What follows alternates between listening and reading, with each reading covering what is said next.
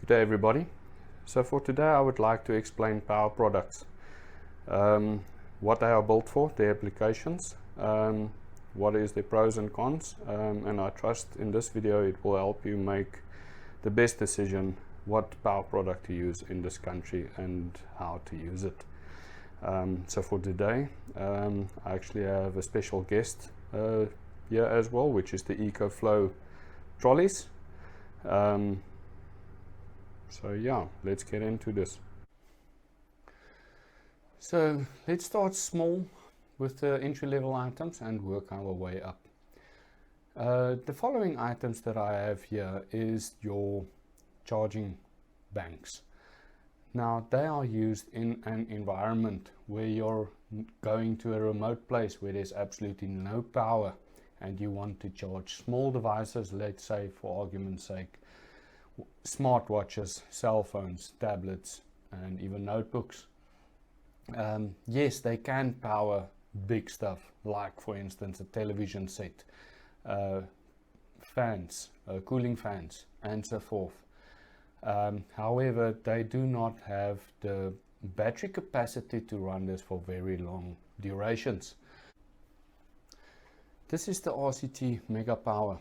To the left we have the 160,000 milliamp hour battery bank. In the middle 80,000 milliamp hour battery bank, and then to the right 54,000 milliamp hour battery bank. Electronic wise they are exactly the same. They have the same output power of 200 watts and they have the same power supply as well, rated at 90 watts. The only difference is the physical battery capacity. So can this device be used for the load shedding environment? If you keep it small, let's say for argument's sake your networking router, fiber router and your notebook, then yes, it can provide power through a 4-hour load shedding interval.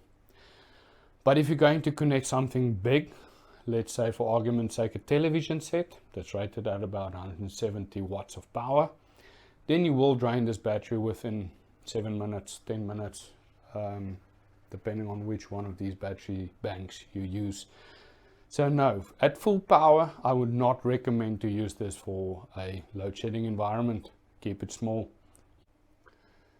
So again, this is not a UPS. It is not built for power cuts, not built for providing uninterruptible power. In saying this, this power supply is only rated at about 95 watts of power.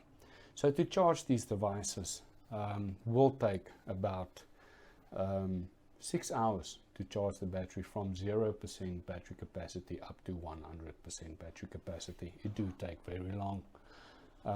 So again, rather use this for charging devices and in the scenario where you only want to run a router through your power cut, your fiber connection, then you can use this, but do not use it to run something big like a television set. This is the EcoFlow River. It works very similar to the RCT Mega Power battery bank. However, as you can think, because of the major price difference, this one has a little bit more pros. First pro is the fact that it can charge from a solar panel. So this already is a game changer. Secondly is the fact that this battery bank can charge from 0% SOC battery capacity up to 100% battery capacity within 4 hours. So I will use this in the same environment as the Mega Power battery banks. However, if you can afford it, obviously for the load shedding environment, this is the better device to have because of the mere fact that 1, it can run from solar power, and 2, it is equipped with fast charging. Very good device. Unfortunately, it is quite expensive. Next up is UPSs. Now, as you can see, I do not have the EcoFlow unit next to it. That's because the EcoFlow is actually not a UPS. So it appeared to me that there is some confusion going on in South Africa about a UPS and what it is built for. So UPS, in short, stand for uninterruptible power supply. In saying this, the UPS is built to provide you with uninterruptible power during a power cut. Now think of this in the normal environment globally. Not all power cuts last 4 hours long, and not all power cuts is 3 to 4 times a day. So the UPS gives you the ability that in an event of a power cut, the UPS will give you the ability that if you have a PC that's not backed up by internal power, as for example a notebook, it will give you the ability to safely save your documentation firstly, and then after you've saved all of your documentation, to shut down the PC. Or in an environment where your building is connected to a generator, that the UPS will give you the time it needs to await the generator to kick in, and the generator to then provide you with additional power. Also, UPSs is equipped with software operation, in the sense where if the unit is connected to your desktop PC, network, server, you will have the ability to install software on your computer, your server, that will then communicate with the UPS. In an environment where you do not have a generator as backup power, and you quickly need to leave the home, and you do not want to shut down your PC for whatever reason, you can leave it running on the UPS. And then in the instance where there is a power cut and you're not at your PC at that point in time, then the UPS will communicate with the PC, telling the PC, listen, the power has failed, save your documentation and shut down your PC safely. So let's talk about the battery quickly. I like to refer to these batteries as gate motor batteries, as you will find this battery inside your gate motor, or even your electric fence backup power. Now these batteries is built to provide a lot of current for a short period in time. It is not something that you will use to provide power for a long duration. If we make a quick calculation, 7.2 amp hour over 12 volts is about 86 watts hour. It's not a lot. So in one UPS, let's say for instance a 650 VA UPS, you will have only one of these batteries, which will have only 86 watt hours, excluding the fact that it do have some power loss due to the large transformer inside, so you will not get a lot of backup time from that battery. If you put 6 of these batteries in series, in a sense of the 3 kVA model, in series you will then have 518 watt hour of battery capacity. So again, 518 watts hour is not a lot of power. So again, it's just making it more clear that the battery capacity of these UPSs is not built to run for long durations. It is only built to provide backup for short periods in time. Now also a disadvantage of these batteries is, let's say for instance, if you used it in a scenario where you used it for a power cut and you drained this UPS to its minimum till it reached the shutdown voltage, then you need to actually give the UPS a lot of time to recharge the battery again back to reach the 100% SOC of the battery. And generally this will be something like 6 hours up to even 24 hours, depending on the environment the battery is put in.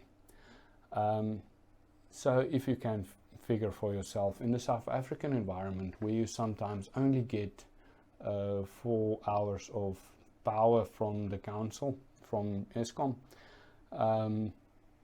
you will not have enough power to provide backup because the battery did not reach the full SOC yet. So you will find from in power cut interval to power cut interval, the UPS will provide you shorter and shorter backup time till the battery is actually being damaged, and you will see these batteries not lasting for about 3 months. It will go defective because of the environment it's being put in, by constantly draining the battery and not giving it the sufficient time it needs to fully charge back up to 100% SOC. So just to recap, UPSs is built to provide you with uninterruptible power supply for a short period in time, where, for instance, you can save your equipment, save your documentation, and then obviously wait for the power to come back online again. As soon as it comes back on, obviously switch on everything and you can go ahead as normal. But do not use it to get through a 4-hour, 2-hour power cut. It is not what the unit is built for. Okay, so next up is the Mega Power RCT trolleys, as well as the EcoFlow Delta range units. If you want a solution for your home as a plug-and-play system, obviously you do not have the facility to install a big inverter onto your DB board, then these are the products that you need to start look at. So let's have a look at the RCT Mega Power trolley. So at this stage, these trolleys is very popular, and that's because of the fact that it is more cost effective for majority of the people in South Africa. Not everybody can afford a lithium-ion system, so they do tend to go for this system instead, as it's just more cost effective. Now, I am sorry to say, in the South African environment, where we have a lot of load shedding intervals, a lot of power cuts, and where each and every single power cut is longer than an hour, 2 hours, even 3 hours long, unfortunately, the trolleys do not give sufficient time to the battery to fully charge, to fully recover. And unfortunately, this in the end can damage the battery. So it is highly recommended, if you buy one of these trolleys, do make the necessary calculations to get a trolley with ample backup power, and to use the additional solar power, as well, as it will have an effect on the lifespan of the battery. Okay, so let's look at the EcoFlow Delta range. The major advantage that the EcoFlow Delta have over the RCT Mega Power trolley is the fact that, one, it's got a lithium-ion battery, and then second, it's fast charging. Now let's say, for argument's sake, you have this trolley in a power cut and you drain the unit to 0% state of charge. When the power comes back online again, and you use fast charging, this battery can actually reach full charge of 100% within 4 hours. So what I'm trying to say is, when you have a power cut and you drain the battery, power comes back online again, chances are very good that you might have another power cut again in 4 hours for your next level. Chances is more than likely that this unit will be fully charged again and ready to go for your next power cut. So that is the game changer. yes, this EcoFlow product will perform extremely well in the South African load shedding environment. It will provide you with ample backup power, and it will fully charge within 4 hours to be ready for your next power cut. Unfortunately, the downside is it is extremely expensive. If you have money to buy one of these, I would highly recommend it. Okay, so next on the agenda is how I like to refer to them as the wall mount inverters. Now this is a modular setup. The nice thing about this is that this do not limit you in any form of way. You can actually build your system according to your needs. Do you need a small inverter, middle-size inverter, big inverter? Do you need something that's three-phase or single phase? Sky's the limit almost. Again, with each and every single inverter, depend on how big a solar farm you can connect to the inverter. If you have a small inverter, obviously you will have a smaller sized solar farm. If you have a bigger inverter like this wall standing one, obviously it's got multiple MPPT controllers, so you can connect more than one solar farm to your home. Keeping in mind that roof space is a problem. If you make a calculation for 20 panels, let's say, you need to run a float, but you only have size for 15 panels on your roof, then obviously it's going to be a bit of a problem. Then you need to shop around to see if you can get a better performing solar panel that can provide higher watts for a smaller roof space. Same with the battery capacity. You're not limited on the battery capacity. Depending on your needs, you can connect multiple batteries in parallel. Obviously, the more batteries you connect to your system, the longer backup time you will have. Obviously, the more backup batteries you have, the bigger solar farm, the bigger PV board you need to charge the batteries, as well as the size of the inverter that you need. Now this is a great system to have. Not two homes is the same, so this will actually be a little bit more complex. I would recommend to get in touch with a professional to calculate what size system you need. They obviously need to make a calculation at your home to firstly see how much power you consume in a day or a night during a X amount of time, let's say a month, to basically build the best system for your needs. The sky is the limit basically on these units. However, do keep in mind it is not a trolley system. This is a fixed system to your home. You preferably want to purchase something like this for the home that you own, and then obviously this is going to be a fixed system to the home and being hardwired into your DB board. So let's say if you do come across a day where you need to sell your home, need to move along to different regions, different pastures, whatever, then obviously you cannot take the system with. It will remain part of the home for the next owner to take over. Nice thing about it, however, is it will actually increase your home's value as well. And in this day and age, with South Africa, with the constant load shedding, this is something that everybody is looking for. So obviously, if you do have an home with a system like this, then obviously it will be a selling point for your home as well. So this brings me to the end of the video.